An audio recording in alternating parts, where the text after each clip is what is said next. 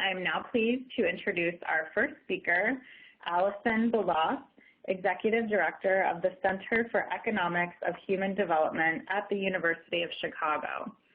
In 2014, with Nobel laureate economist Professor James Heckman, she co-founded CEHD.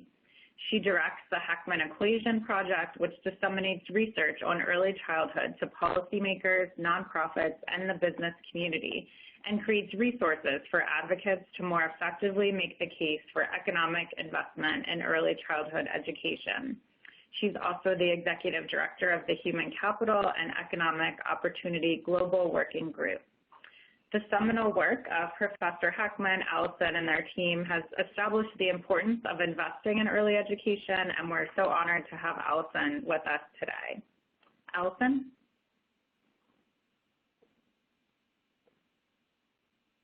I'll talk about innovative research out of my organization, which is the Center for the Economics of Human Development at the University of Chicago. This work was accomplished through collaborations with our partners and funding from private organizations and NIH. Frank Porter Graham at UNC ran the original study that I'll talk about, and the Schaefer Center at the University of Southern California partnered with us on a cost-benefit analysis to where we could factor in health. Abecedarian was a center-based early childhood education program, and the study associated with this assigned children at birth to a treatment group which attended the Abecedarian program or a control group who went to either, and they chose to either go to lower quality child care centers or stayed at home with family or caregivers. When studying these programs long-term, we want to understand not only the effects directly of the program, but also how the programs affect developmental trajectories, particularly for disadvantaged groups. So you can think of these programs operating through the dynamics or technology of skill formation, where skills beget skills. For example, early health might make one more engaged in class, which then boosts IQ, or socio-emotional skills can lead to better health, which will lead to employment stability. In 2014, with our partners at Frank Porter Graham, we published the first paper that demonstrated later life health effects of an early childhood program. And then after uncovering these robust lifetime effects, the next step was to conduct the cost-benefit and rate of return analysis to see if the program was indeed cost-effective. To quantify the importance of these findings on long-term health, our partners at USC have a model which allows us to examine the data.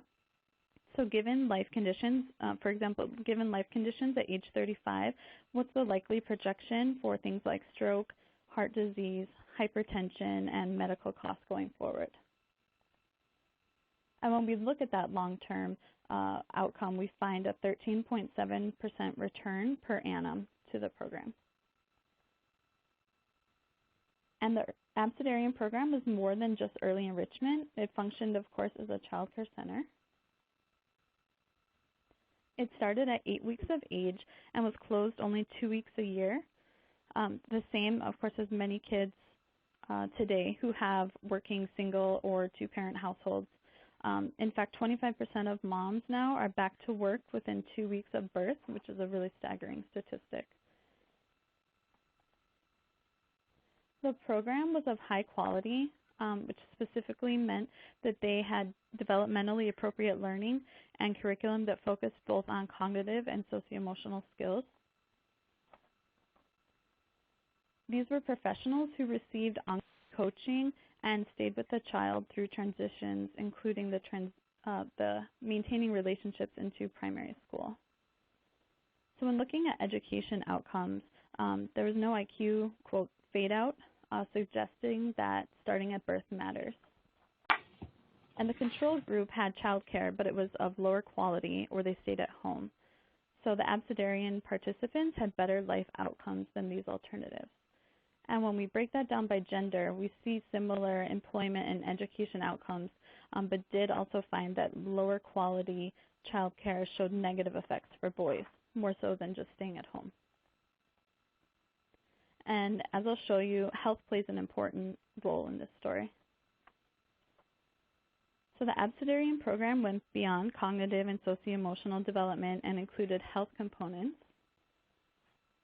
specifically nutrition, access to a doctor, and they had a nurse on staff. They screened regularly for physical health and developmental delays, and they identified health problems and referred them to outside medical care.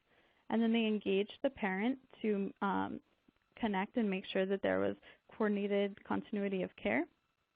And when we interviewed the original teachers, we heard anecdotes of the importance of their daily contact with parents, where they were able to identify issues early and provide regular feedback. So let me see. Oh, I think these are the other slides.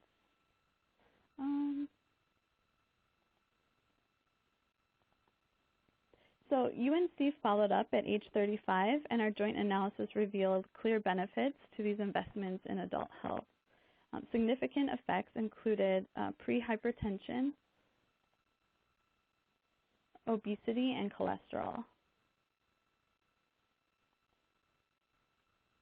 In fact, for metabolic syndrome, which is a predictor of later life diabetes and heart disease, 1 in 4 men in the control group had these risk factors, but 0 in the treatment group did.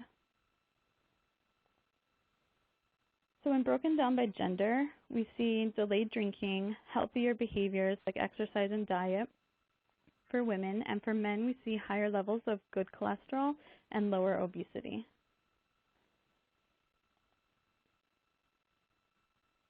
Together, the effects of the Abecedarian program, which focused on health, nutrition, and learning, built a foundation whereby the skills on cognitive, socio-emotional, and health empowered opportunity for disadvantaged groups to close the gaps seen today, for example, today in income inequality and health disparities.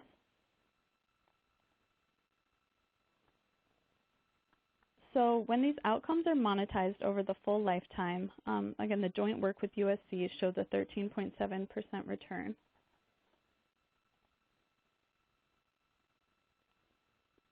These rates are driven by maternal employment and reduction in crime, and even improvements in quality of life.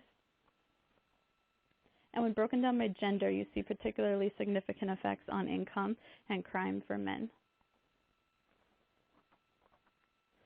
So what this means is we need to include health components in early childhood investments. And when these programs are cut, there are real costs associated down the line and strain the healthcare system with a higher burden of chronic diseases.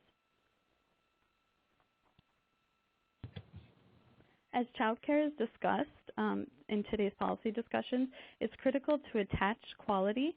Boys are less resilient to low quality care, which can even be harmful. And in applying a skills beget skills framework, you can understand this is a 2-generation program.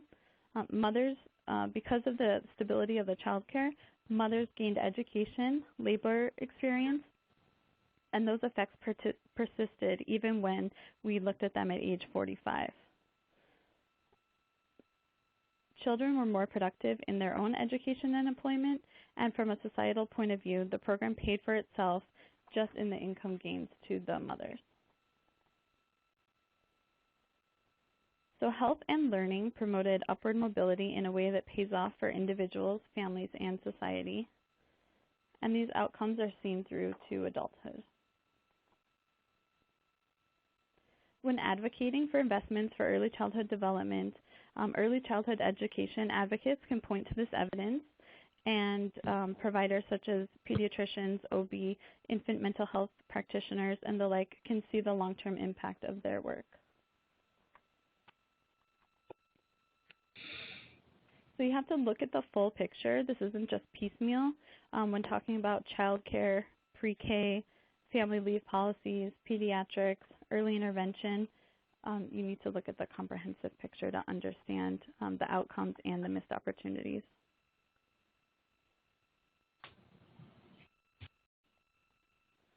Some of the work out of our center, we're following up this sample at age 45, including measures of microbiome and a protocol that connects to the Health and Retirement Survey.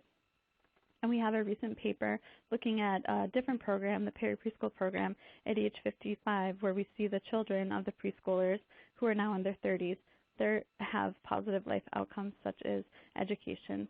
So where this is a 2-gen program, you can also look at it as a 3-gen.